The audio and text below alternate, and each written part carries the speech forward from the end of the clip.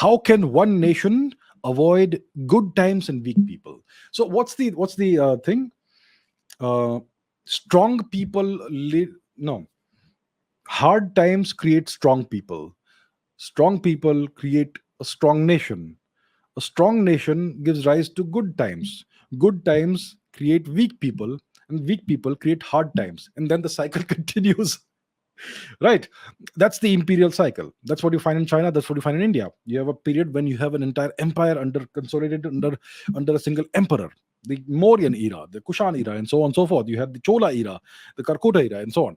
And then you have times in which the nation is fragmented. It is divided into small kingdoms, which is the uh, good times and weak people and all that. And the past 1,000 years happened because we were caught at the wrong time when we were disunited. So, how can a nation avoid such a situation?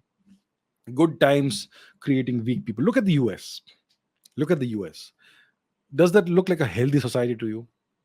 Do they? What are the values they're espousing right now? Are they espousing greatness? Are they espousing excellence? No, they're espousing mediocrity. That's what they're promoting today.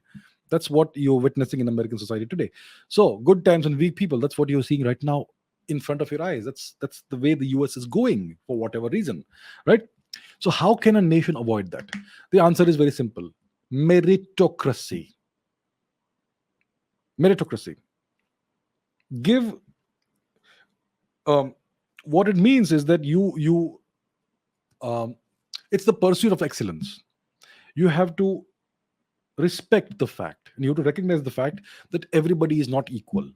You have to give everybody the same rights, but you can't ensure the equality of outcome. You give everybody the equality of opportunity, and you give everybody the same rights, but you cannot guarantee equal outcomes. Some people will outperform the others, and you have to reward those who outperform the others. So that is meritocracy. That's why we have examinations. And only one person can be the first ranker. Not everyone can be given first rank.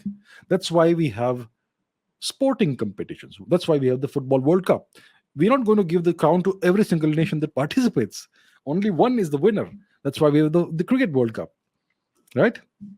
The world is by nature unequal. A rabbit is not equal to a lion.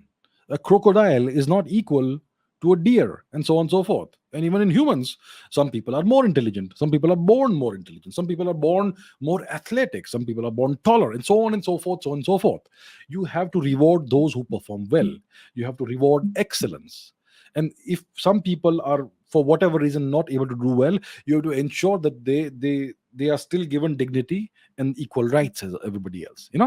So that's the hallmark of a good society. But if you reward excellence and if you promote meritocracy, then it is hard for such a nation to have the situation of good times and weak people. If you're rewarding excellence, then you are rewarding strong people, the ones who make the nation stronger.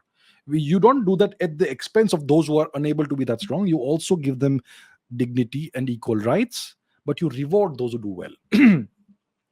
So, and eventually every empire crumbles because of this problem, because they become too smug, that they think that they're the best, and they become overindulgent, and that's what gives rise to weakness. And at some point in time, there is a disintegration of meritocracy, and there is nepotism and all that comes in, and that's the problem. Yeah. So if you have the right system in place, then you can keep going on indefinitely, as long as you don't tamper with the system, the right system. And sometimes, whether you like it or not, wars are good for a nation, for keeping a nation strong.